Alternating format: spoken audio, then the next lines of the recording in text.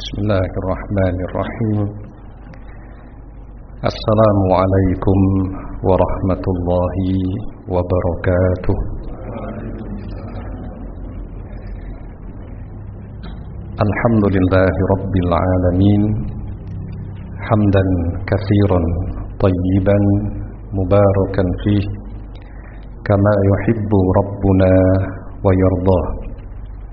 Wa ashhadu an la ilaha illallah wahdahu la syarika lah wa ashhadu anna Muhammadan abduhu wa rasuluh. Allahumma salli ala nabiyyina Muhammadin wa ala alihi wa sahbihi wa man tabi'ahum bi ihsan ila yaumiddin. Bapak-bapak dan saudara-saudara sekalian yang semoga kita senantiasa dirahmati Allah. Alhamdulillah, pada kajian kita di malam hari ini kita akan memulai kajian kitab Thalathatul Usul. Bagian yang pertama, karya Syekh Muhammad bin Abdul Wahhab rahimahullahu ta'ala. Dan kadang ada orang yang bertanya, apakah beda Thalathatul Usul dengan Al-Usulus Thalathah? Ada anggapan bahwa kitab itu sama, padahal sebenarnya berbeda. Al-Usulus Thalathah lebih ringkas, meskipun disusun oleh penulis yang sama, Syekh Muhammad bin Abdul Wahhab rahimahullah, tetapi kitab Thalathatul Usul itu yang lebih luas pembahasannya, sedangkan Al-Usulus Thalathah itu untuk ringkasan yang lebih memudahkan. Jadi kajian kita sebenarnya adalah kajian kitab, tetapi untuk memudahkan kita buat slide tampilan di penggunaan PowerPoint yang juga nanti bisa dibagikan PDF-nya, untuk memberikan penjelasan yang diharapkan memudahkan. Nah, kita mulai dari materi pembahasan kita. Di malam ini insyaallah kita akan bahas pengenalan kitab.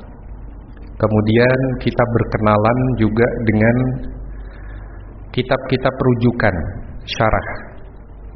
Jadi kalau saya menjabarkan atau menjelaskan bagian dari kitab tersebut, maupun bagi para jamaah yang ingin memperluas referensi tentang itu, kita akan sebutkan beberapa kitab rujukan syarah dalam syarah Thalathatul Usul. Kemudian pembahasan yang ketiga nanti kita akan bahas hadis-hadis tentang tiga landasan utama. Bagaimana kalau seorang ridha Allah sebagai Rabbnya, Islam sebagai agamanya, Nabi Muhammad SAW sebagai Rasulnya, apa yang akan dia dapatkan? Kita akan baca hadis-hadisnya. Juga di bagian akhir dari pembahasan kita malam ini, insya Allah kita mulai masuk kepada pembahasan dalam kitab Thalathatul Usul yang menjelaskan 4 kewajiban Muslim. Nah, kita bahas pengenalan kitab Thalathatul Usul. Thalathatul Usul artinya 3 landasan utama. Thalathah 3, al-usul landasan atau pondasi. Nah, yang dimaksud adalah 3 pertanyaan di alam kubur, yaitu tentang siapakah Rabbmu, siapakah nabimu, dan apakah agamamu.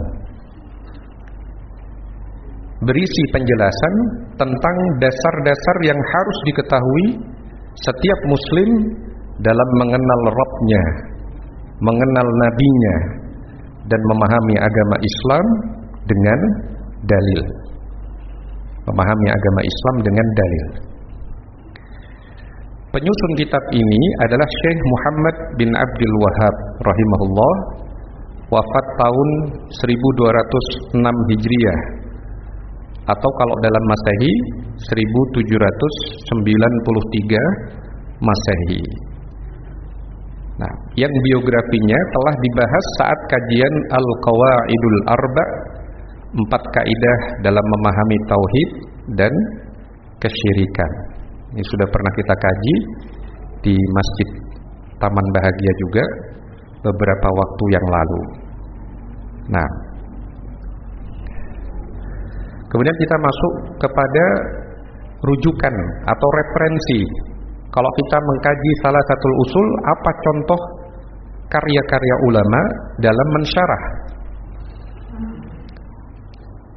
Sebagian syarah salah satu usul, di antaranya syarah salah satu usul karya Syekh Muhammad bin Shalih Al-Utsaimin rahimahullah.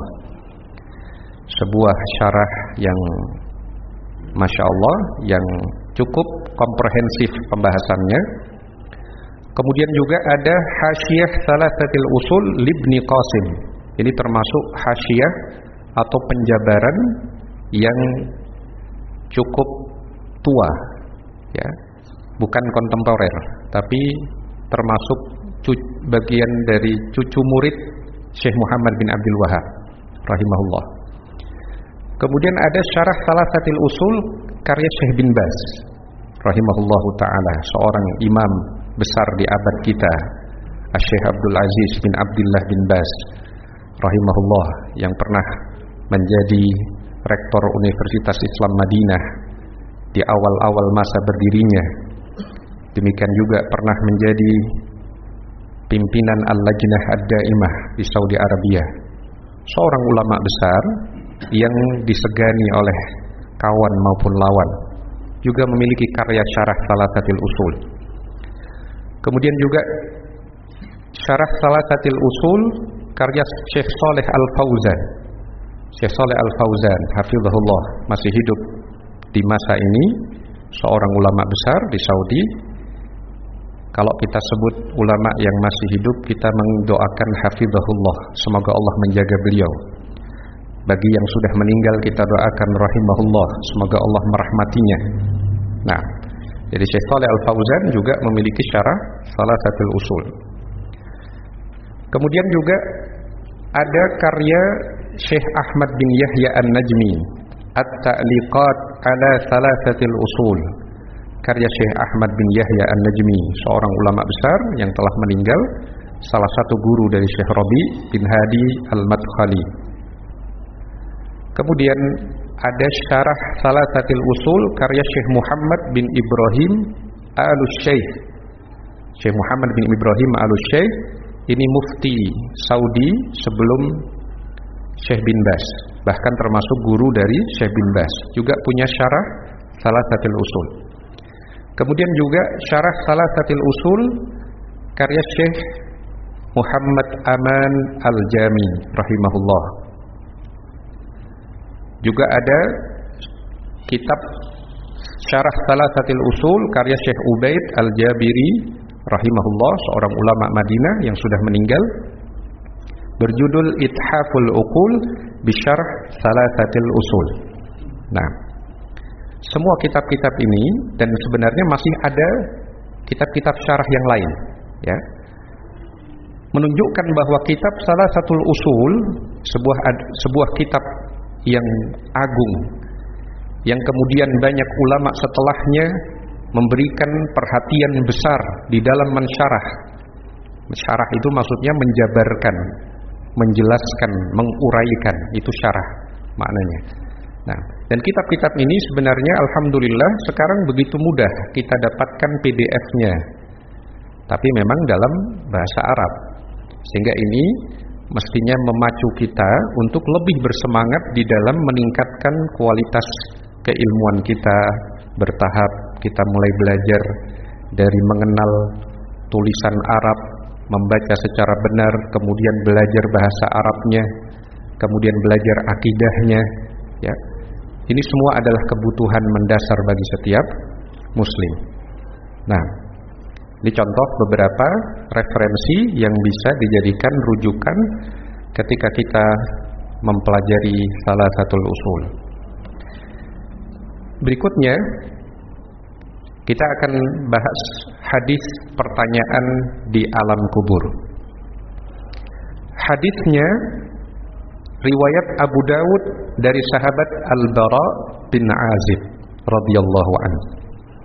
Hadisnya panjang, tetapi yang kita kutip adalah bagian peristiwa seorang yang beriman didudukkan di alam kuburnya, ditanya dengan 3 pertanyaan, dia lulus dalam ujian itu, menjawab dengan benar atas taufik dari Allah, dengan sebab dulunya dia membaca Al-Quran, beriman secara benar terhadap isi Al-Quran.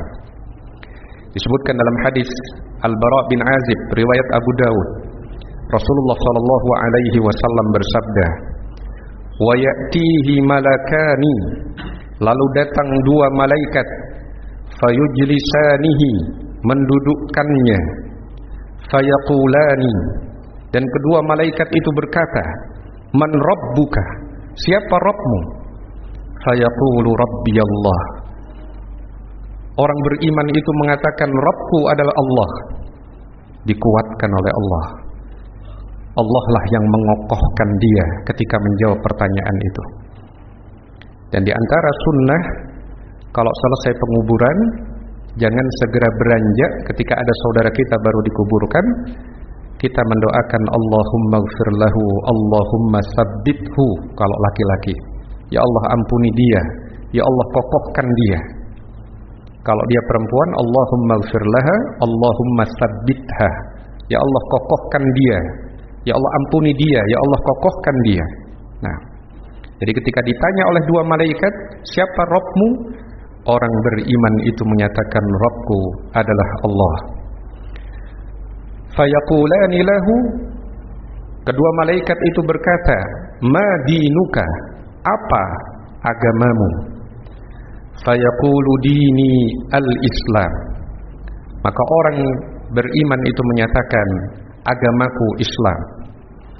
Fayaqulani lahu, kedua malaikat itu bertanya, ma hadzal rajul alladhi bu'itsa fikum? Siapakah laki-laki yang diutus kepada kalian? Qala fayaqulu huwa Rasulullah sallallahu alaihi wasallam. Dia menjawab, beliau adalah utusan Allah. Tidak seperti orang-orang kafir dan munafik yang mengingkari risalah kenabian Nabi Muhammad sallallahu alaihi wasallam. Orang beriman tegas menyatakan beliau adalah utusan Allah yang diberi wahyu oleh Allah. Fayaqulani, kedua malaikat itu berkata, wa ma yudrika? Bagaimana engkau tahu? Bagaimana engkau bisa menjawab dengan jawaban-jawaban itu? Fayaqul, maka orang beriman itu berkata, qara'tu kitab Allah, aku baca Al-Quran.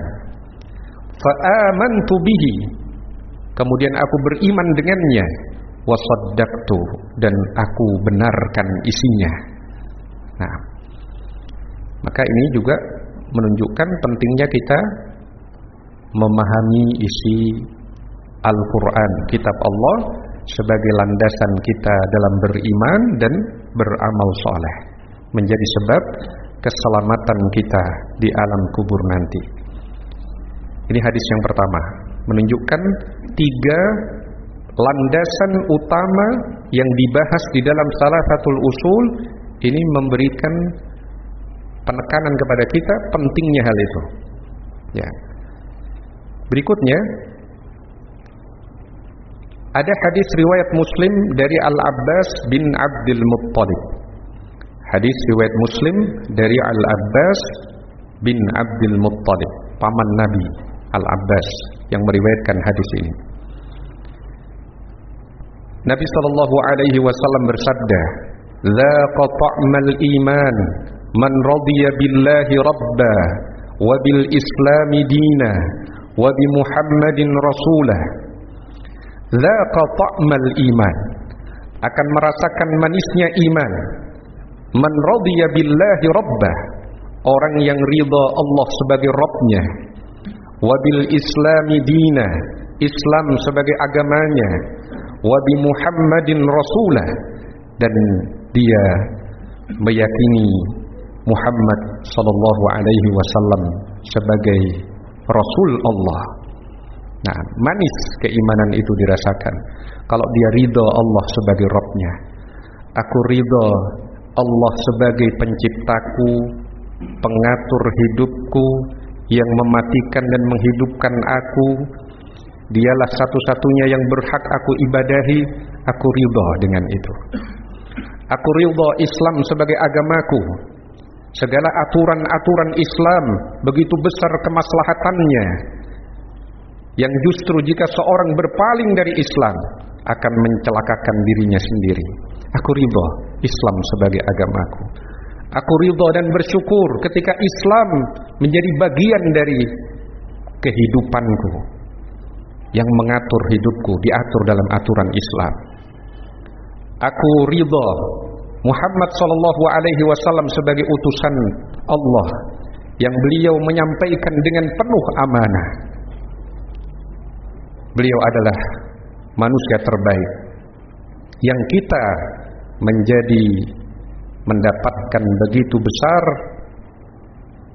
kenikmatan-kenikmatan dan keutamaan sebagai umat Nabi Muhammad sallallahu alaihi wasallam. Nah, jadi disebutkan dalam sebagian hadis, dari keturunan Nabi Adam setiap 1000 keturunan Nabi Adam 999 masuk neraka, 1 yang masuk surga. Jadi dari 1000, 1 yang masuk surga, 999 masuk neraka. Disebut dalam hadis yang sahih. Dari penghuni surga itu 2/3 umat Nabi Muhammad sallallahu alaihi wasallam. 2/3 penghuni surga itu berasal dari umat Nabi Muhammad sallallahu alaihi wasallam. Sepertiganya umat nabi-nabi sebelumnya. Nah, maka ini menunjukkan kita bersyukur kepada Allah bagaimana kita tidak ridha Rasul Muhammad sallallahu alaihi wasallam sebagai utusan Allah, sebagai Rasul kita, Nabi kita, ketika begitu banyak syariat beliau yang sempurna, penyempurna dari syariat-syariat umat sebelumnya. Kita sholat saja syariatnya begitu paling indah, paling lengkap dibandingkan umat-umat sebelumnya. Kalau umat sebelumnya, kata Ibnu Katsir di dalam tafsirnya, ada yang sholatnya hanya rukuk saja, tidak sujud. Ada yang sujud tidak ada rukuknya. Sedangkan syariat Nabi Muhammad SAW paling sempurna, begitu indah, teratur. Syariat, sholat, dan berbagai syariat-syariat lain yang ada pada syariat Nabi Muhammad SAW.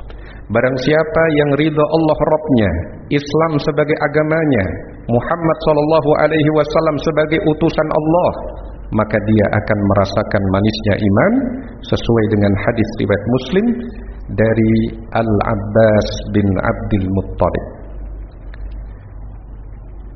Kemudian yang berikutnya, orang yang ridha 3 landasan ini wajib masuk surga.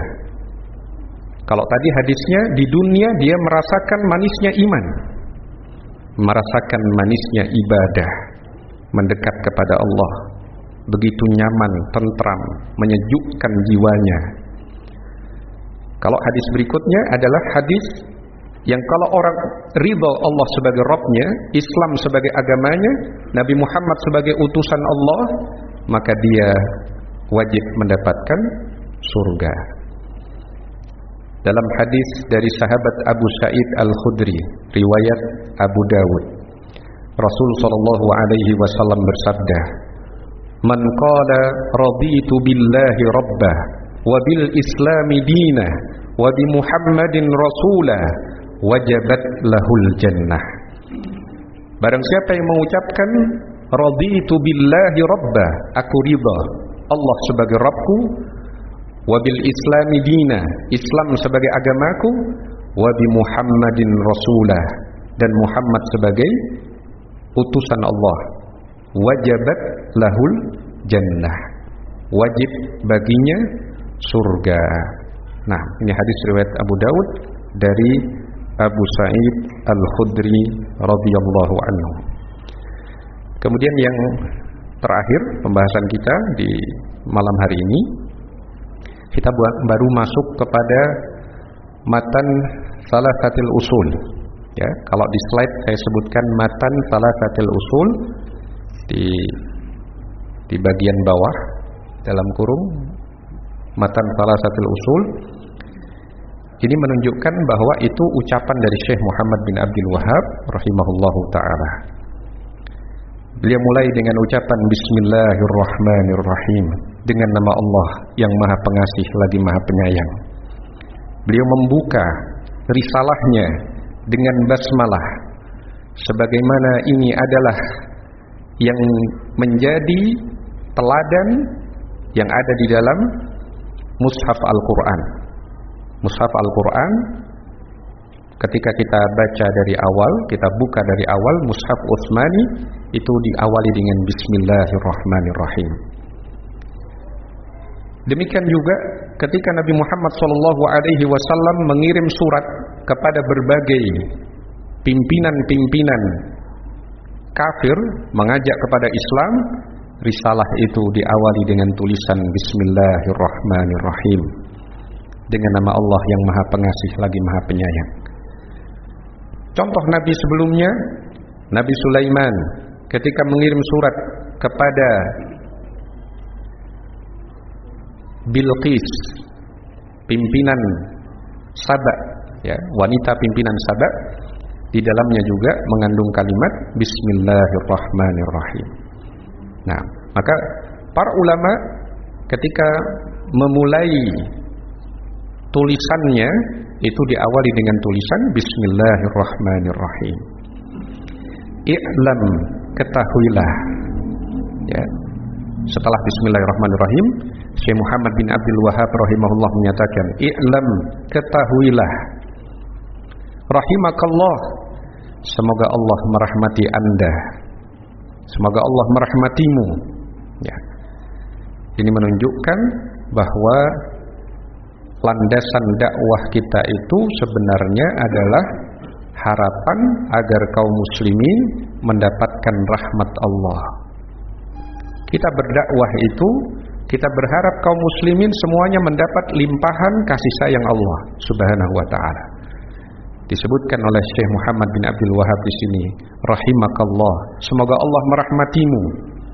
Kalau Allah merahmatimu, maka Allah akan memberikan petunjuk kepadamu, menguatkanmu, mengarahkan kepada kebaikan. I'lam rahimakallah, ketahuilah semoga Allah merahmatimu, annahu yajibu alaina ta'allumu arba'i masail, sesungguhnya wajib bagi kita mempelajari 4 permasalahan. Al-ula al-ilmu, yang pertama adalah ilmu, wa huwa ma'rifatullah, yaitu mengenal Allah, mengenal tauhid rububiyah Allah, tauhid uluhiyah Allah, tauhid asma wa sifat Allah. Wa ma'rifatu nabiyhi, dan mengenal nabinya, mengenal nabi kita sallallahu alaihi wasallam dari sisi nasabnya, dari sisi perjalanan hidupnya, dari sisi keteladanan beliau, dari sisi ajaran-ajaran beliau. Nah, wa ma'rifatu dinil islami bil adillah, dan mengenal agama Islam dengan dalil-dalil, dengan hujjah-hujjah. bukan katanya dan katanya yang tidak bisa dipertanggungjawabkan kevalidannya, tetapi dengan dalil. Kenapa Anda berbuat begini? Ada dalilnya dalam Quran. Kenapa Anda meninggalkan ini? Ada larangannya dalam hadis. Maka itu mengenal Islam dengan dalil. Dalil itu secara makna artinya petunjuk. Jamaknya adillah, dalil-dalil. Nah, bisa berupa bimbingan Al-Quran, bisa berupa hadis, hadis Nabi SAW. Nah, kalau tidak dengan dalil, maka kita tidak bisa membedakan ini ajaran Islamkah atau ini hanya tradisi saja. Maka perlu mengenal Islam dengan dalil. Kadang dalilnya itu rinci, kadang global. Yang penting kita tahu ini ada dalilnya, ini ada hujjahnya. Sehingga ketika kita beramal dengan meyakinkan, dengan mantap. Sekalipun banyak orang yang meninggalkan kita ketika beramal dengan itu, tetapi ketika kita berpegang dengan dalil, tidak ada yang bisa menggoyahkan keyakinan kita. Selama dalil itu dipahami secara benar oleh pemahaman para sahabat Nabi maupun para ulama setelahnya yang mengikuti sahabat Nabi dengan baik. Nah, as-saniyatu, yang kedua, al-amalu bihi, mengamalkan ilmu itu. Kalau sudah tahu ilmunya, amalkan. Tahu itu perintah, kalau kita mampu lakukan. Tahu itu larangan, kalau kita mengetahui hal itu, tinggalkan larangan itu. Itu namanya mengamalkan ilmunya. As-salisah, yang ketiga, ad-da'watu ilaih, mengajak kepadanya, mengajak kepada ilmu itu, mengajak untuk berilmu, mengajak untuk beramal. Ajak orang-orang yang bisa kita ajak. Ar-rabi'ah, yang keempat, as-sabru 'alal adafi, sabar ketika menerima gangguan saat kita berilmu, saat kita beramal, saat kita mendakwahkan. Tentunya akan ada cibiran, akan ada celaan, akan ada hal-hal yang menyakitkan. Maka hendaknya kita bersabar di dalam upaya menuntut ilmu, mengamalkan ilmu, mendakwahkannya. Nah, ini matan salah satu usul bagian awal yang kita kaji pada kajian ini. Insyaallah kita akan lanjutkan pada kajian kita berikutnya. Tersisa berapa menit lagi? 5 menit lagi. Nah, kita manfaatkan waktu jika ada pertanyaan atau mungkin ada kesalahan penyampaian dari apa yang tadi saya sampaikan, bisa disampaikan koreksinya. Barakallahu fikum.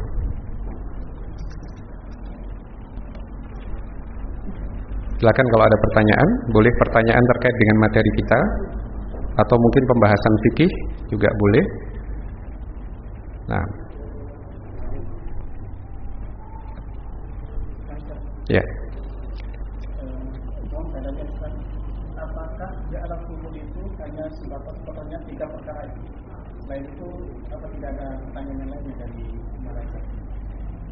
Nah, jadi pertanyaannya, apakah hanya 3 pertanyaan ini di alam kubur, ataukah tidak ada pertanyaan yang lain? Nah, kalau dilihat di dalam hadis-hadis yang sahih, termasuk hadis Al-Bara bin Azib yang tadi kita pelajari, itu secara umum tiga pertanyaan ini saja. Kalau dari malaikat Munkar dan Nakir, malaikat Munkar dan Nakir. Nah, penyebutan malaikat Munkar dan Nakir itu berdasarkan hadis yang hasan. Berbeda dengan malaikat Israel. Kalau Israel itu tidak berdasarkan hadis yang sahih. Yang ada dalam hadis yang sahih penyebutannya adalah Malakul Maut. Dalam Al-Quran, di dalam hadis yang disebutkan itu Malakul Maut, malaikat maut. Nah, jadi secara umum tiga ini yang menjadi pertanyaan di alam kubur. Nah, tapi kalau itu berupa tahapan-tahapan lain di alam akhirat, karena tahapan di alam akhirat itu banyak, ya. Itu ada pertanyaan-pertanyaan lanjutan bagi orang kafir, ya. Ketika Allah mengingatkan mereka, dalam Sahih Muslim disebutkan, bukankah aku dulu telah menyehatkan badanmu? Bukankah aku dulu telah menjadikan engkau menikah dalam ikatan pernikahan yang sah? Yang ini hadisnya pernah kita bahas ketika kita membahas bimbingan Quran dan Sunnah dalam membina keluarga, mawaddah, warahmah. Hadisnya ada. Berarti ada pertanyaan-pertanyaan seperti itu. Tapi ini tahapan-tahapan berikutnya. Kalau di alam kubur, di alam barzakh, dalam hadis Al-Bara' bin Azib, riwayat Abu Dawud itu hanya 3 pertanyaan ini saja. Wallahu a'lam. Nah, baik. Mungkin ada lagi? Ya. Assalamualaikum warahmatullahi wabarakatuh. Waalaikumsalam warahmatullahi wabarakatuh. Saya pernah mendengar bahwasanya surat Tabarok itu nantinya akan menjadi pelindung kita di alam kubur. Apakah benar? Nah, barakallahu fikum. Apakah benar surah Tabarok akan menjadi pelindung kita di alam kubur? Jawabannya benar. Itu disebutkan di dalam hadis dari sahabat Abdullah bin Mas'ud radhiyallahu anhu. Abdullah bin Mas'ud menyatakan, kunna nusammiha al-mani'ah. Kami menyebut surah Tabarok itu sebuah surat yang isinya 30 ayat akan menjadi pembela bagi pembacanya pada saat di alam barzakh. Kunna nusammiha al-mani'ah. Kami memanggilnya, kami para sahabat menyebut Tabarok itu sebagai surah pencegah terhadap azab kubur.